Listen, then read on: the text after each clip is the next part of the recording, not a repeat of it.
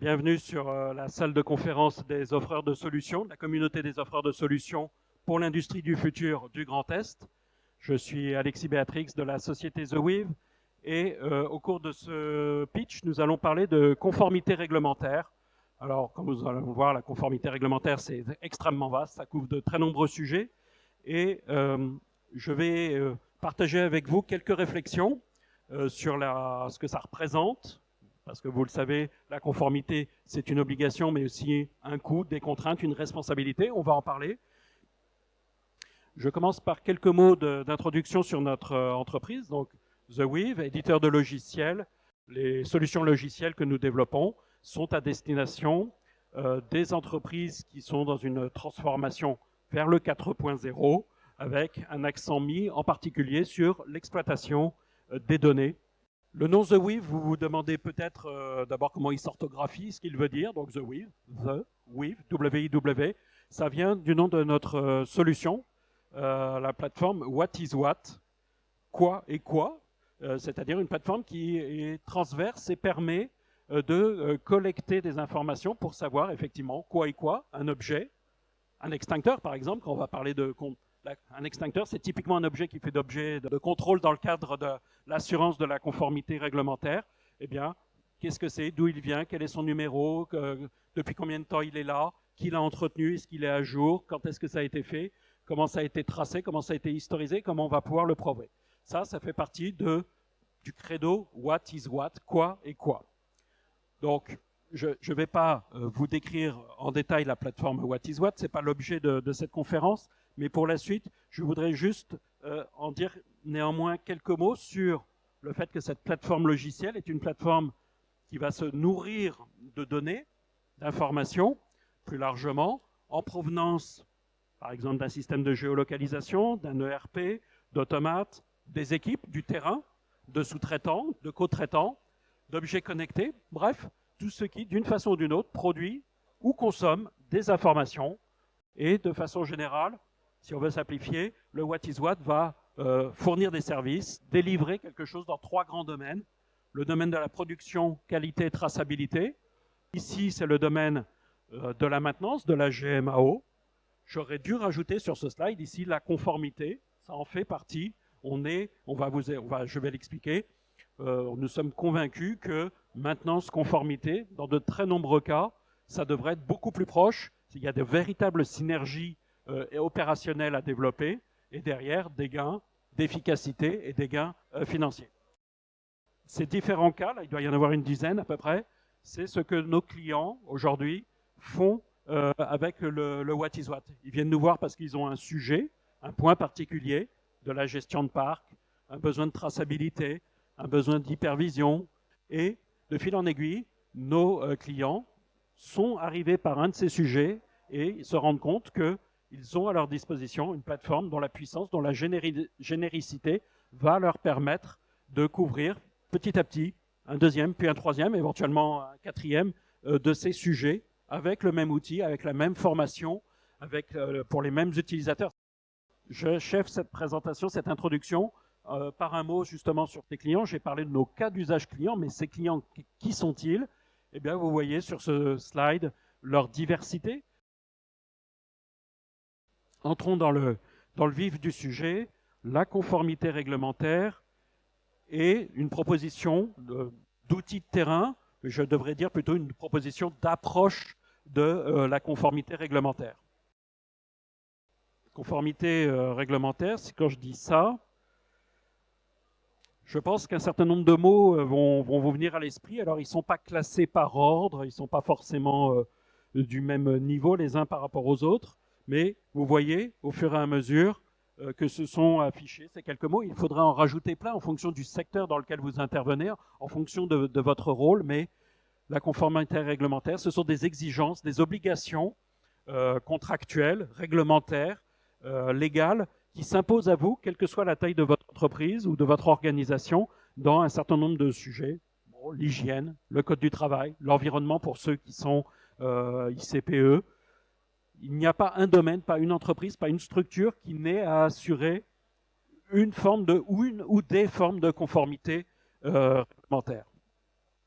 Eh bien, derrière les premiers mots que j'ai affichés, eh bien, on se dit, derrière, il y a des visites, il y a des partenaires bien connus comme un APAV, un Bureau Veritas, il y a des registres à tenir, registres de sécurité, par exemple. Il y a des contrôles que l'on peut faire en interne, d'autres qui vont être externalisés. On va tracer, on va historiser. Il va falloir pouvoir produire, prouver, parce que il y a deux choses très importantes. Il y a la question de la responsabilité et une obligation de résultat, de façon très générale. Quels que soient les standards de conformité auxquels vous êtes soumis, il y a une obligation. Il ne suffit pas de dire « je suis conforme », il faut effectivement l'être et il faut être en mesure de le prouver. Donc, la conclusion, c'est qu'il faut une organisation, ça ne s'improvise pas, ça se prévoit, ça fait partie des missions de la société, d'être organisé pour assurer les différents aspects de la conformité réglementaire.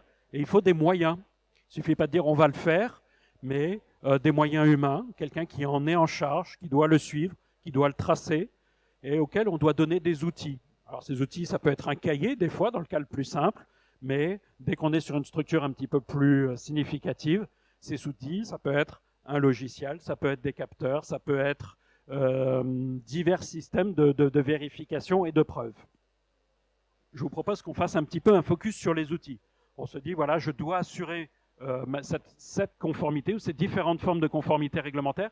De quels outils je dois me doter, qu'est-ce que je dois mettre à disposition de mes équipes pour être au CARA, parce que, encore une fois, je n'ai pas le droit de faillir à ces exigences.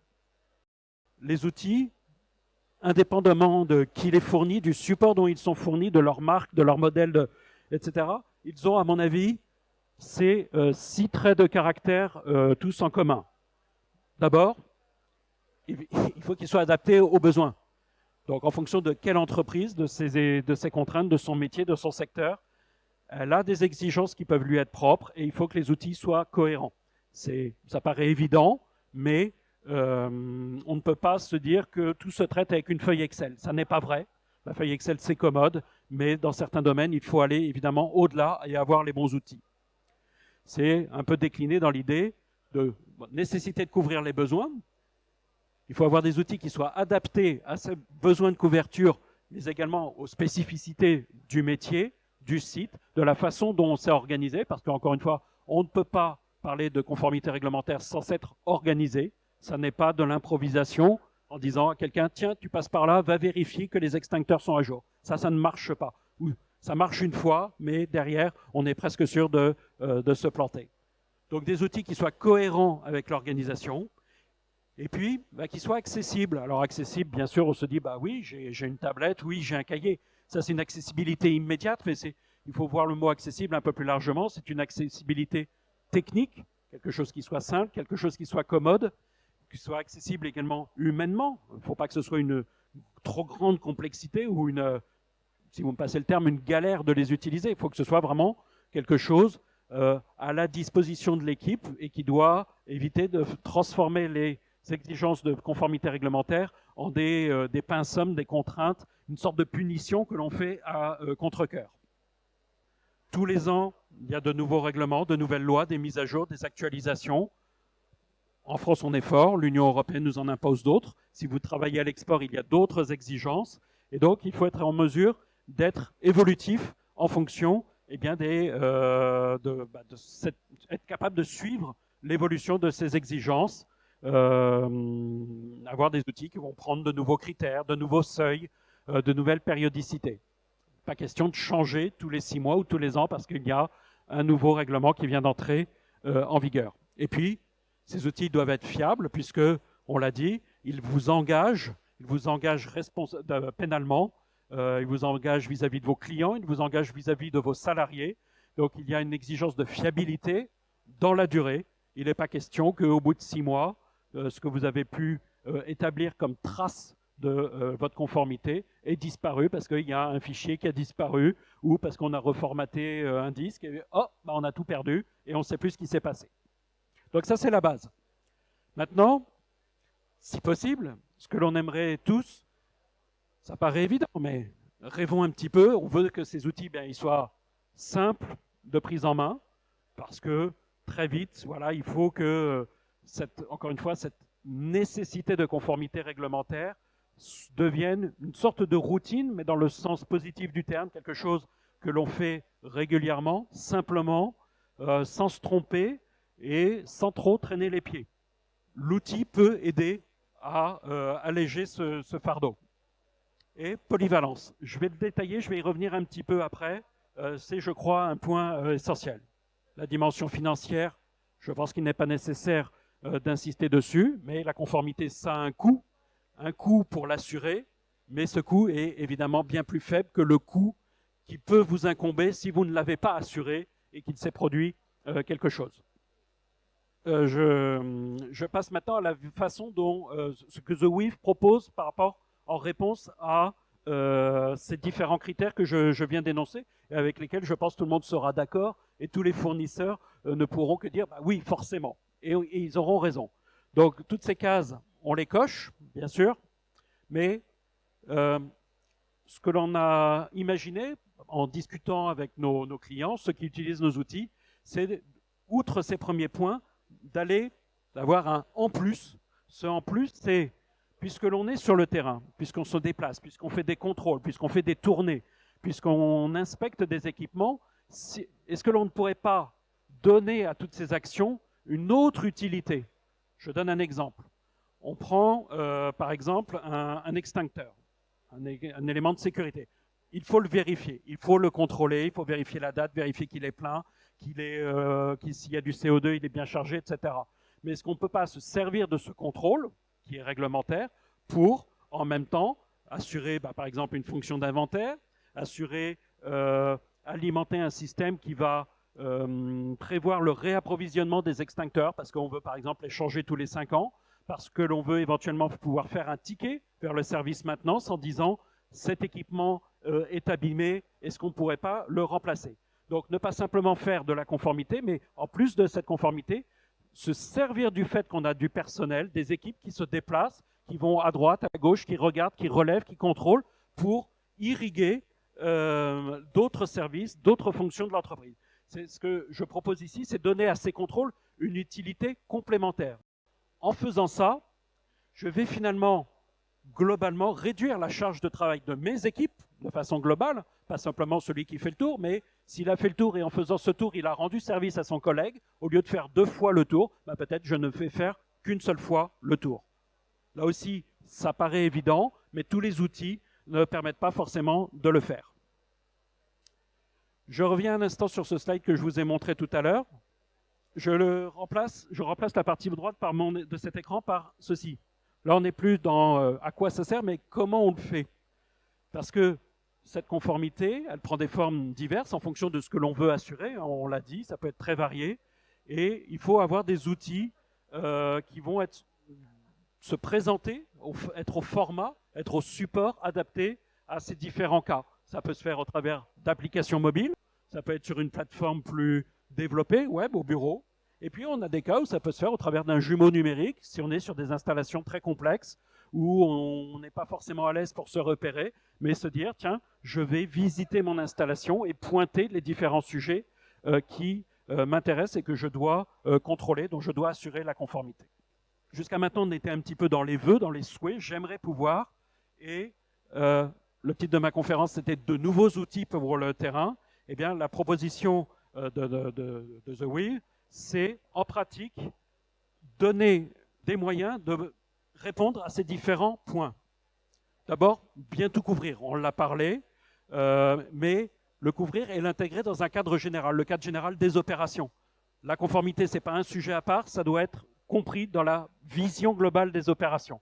Et du coup, pour faciliter cette intégration, utiliser les outils qui sont en place lorsque c'est possible, et lorsqu'on en met des nouveaux, faire en sorte que ces nouveaux, à leur tour, alimentent la vision globale, la connaissance globale des installations, des équipements, des produits, de la production, les bons supports en fonction des besoins de chacun. Il y a des choses qui marchent très bien sur papier, il y a des choses qui marchent très bien sous Excel, il y en a d'autres, c'est mieux sur tablette, il y en a d'autres encore, il faut des capteurs. Bon, voilà, il faut avoir le bon outil, mais à la fin, essayer de tout faire converger pour n'avoir qu'un seul outil qu'on va pouvoir partager, ouvrir, alimenter les uns les autres en interne et éventuellement en externe. Tout à l'heure, j'évoquais un Bureau Veritas, j'évoquais un APAF. Eh bien, si on peut directement échanger avec eux ou leur permettre d'échanger avec nous, ça sera tout bénef. On va gagner du temps, on va simplifier, on va automatiser. On n'aura pas à ressaisir, à retaper, à réintégrer avec tous les risques qui vont avec. Et puis, il faut automatiser. Très souvent, la conformité réglementaire, c'est basé sur des échéanciers, des semestriels, des hebdomadaires, des annuels. Eh bien, automatisons les rappels, automatisons les processus pour être sûr de ne rien oublier, automatisons les productions de rapports pour que l'opérateur n'ait pas à le faire à la main. S'il suffit juste de changer la date, eh bien, l'informatique fait ça très très bien. Il n'y a pas besoin de tout retaper. Pour conclure, je vous propose quelques illustrations de la façon dont nous voyons la chose. Nous la mettons en pratique, nos clients la mettent plutôt en pratique avec les outils du What is What. On a parlé tout à l'heure d'applications mobiles. Dans l'offre What is What, il y en a une qui s'appelle le Compagnon. C'est celle qui est avec vous, dans votre poche, j'ai envie de dire, sur votre smartphone, et qui est multifonction. Elle peut faire de la conformité et elle peut faire autre chose. Et c'est un peu ce que l'on voit sur ce slide où, en partant d'un QR code, un équipement, une machine, un OF, peu importe, le système, en fonction de qui vous êtes, de qui est votre fonction, et quelle est votre fonction, pardon, va vous dire que voulez-vous faire. Vous êtes là, vous êtes venu, vous scannez ce QR code, vous avez une machine devant vous, que voulez-vous faire? Il y a plusieurs possibilités. Si vous les faites toutes, vous faites avancer toutes les équipes en parallèle plutôt que de faire chacun son petit bout. Que voulez-vous faire? Je veux remplir un formulaire pour prouver, par exemple, que je suis conforme, donc j'ai un certain nombre d'informations à remplir. Je le saisis sur mon application mobile, ça va être intégré dans ma plateforme, ça va me permettre de générer mon rapport de façon automatique, ça va être historisé, ça va être daté, on va savoir qui l'a fait à quel moment, et si demain il faut retrouver l'information, qui a vérifié que, quel jour, quel quoi, etc., on y sera.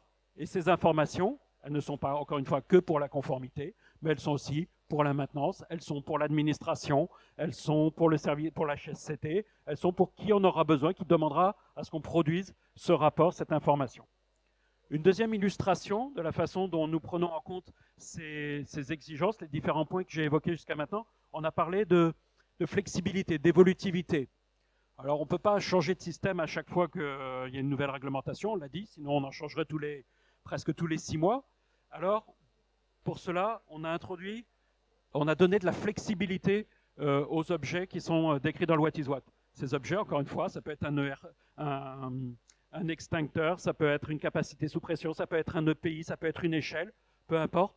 On donne de la flexibilité en permettant de les compléter, de les augmentant, par exemple, en leur donnant ici sous forme d'un petit script. Alors, n'essayez pas de le lire, peu importe. Ce sont quelques lignes de code que, j'ai envie de dire, presque n'importe qui peut écrire pour dire cet équipement, il se comporte de telle façon. La réglementation prévoit telle chose. On va rentrer dans ces quelques lignes de code des échéances, des règles, des lois qui vont faire que, dorénavant, dans la plateforme, cet équipement va se comporter d'une façon adaptée aux exigences de conformité, sous forme d'alerte, sous forme de questionnaire, sous forme de rapport cohérent avec la nature même du contrôle que je suis en train de réaliser. Et puis, on va aider celui qui est en charge en lui donnant des outils adaptés, on l'a dit, des outils flexibles, des outils polyvalents. Eh bien, par exemple, au travers de procédures qu'on va construire sous forme de petites briques qu'on assemble comme ça et qui vont être capables, par exemple, de s'adapter dynamiquement en fonction de ce qui est effectivement vu sur le terrain. On pose la question et la procédure de vérification s'adapte en fonction de la réponse, branche de droite ou branche de gauche. Pour le technicien, c'est très commode, il n'a pas à se poser de questions, il a les bonnes questions, il va faire les bonnes vérifications. Et si d'aventure il avait des doutes, l'idée évidemment c'est également de lui donner la documentation. Il ne s'agit pas de lui donner le code du travail, le code de l'environnement, etc. Mais des fiches, des aides, des photos, des tutoriels, une petite vidéo pour lui montrer comment il doit faire son contrôle, ce qu'il doit vérifier, où est-ce qu'il va le trouver, qu'est-ce qu'il doit lire, comment le lire, etc. Encore des petites aides pour les opérateurs. Eh bien, c'est déjà peut-être des fois vérifier que ce que l'opérateur va saisir est cohérent. Je reprends une histoire de pression. L'opérateur doit vérifier une pression en service. Il fait une faute de frappe. on croit qu'on est bon, mais on n'est pas bon, ou ça n'a pas de sens. Eh bien là, on peut définir des aides, des plages, des critères de seuil, de maximum, de minimum, pour être certain que ce que l'on a vérifié est cohérent avec ce qui est attendu. Et si par hasard ça ne l'est pas, attirer l'attention en disant « Est-ce que tu es sûr que tu ne t'es pas trompé ?» Et s'il y a une erreur, on la corrige. Et s'il y a réellement un problème, eh bien, ce sera enchaîné vers une action, c'est ce qu'on se disait tout à l'heure, une action pour dire bah, il y a un problème, je vais faire un ticket, etc. La conformité, ça se passe sur le terrain. Sur le terrain, il n'y a pas forcément toujours de réseau, pas toujours forcément du Wi-Fi. Eh bien, il faut être capable de travailler en mode déconnecté si besoin.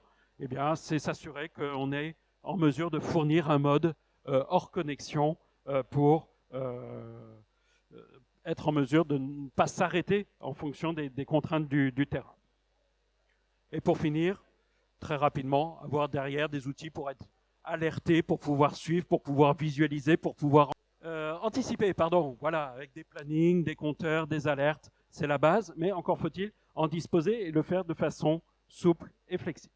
Voilà, j'ai partagé avec vous quelques idées que The Weave nous avons sur les outils de conformité pour le terrain, dans toute la diversité de ce que représente ce sujet de la conformité réglementaire. Les enjeux sont nombreux, ils sont importants pour les chefs d'entreprise. Donc donnez-vous les bons outils pour rester du bon côté de la ligne.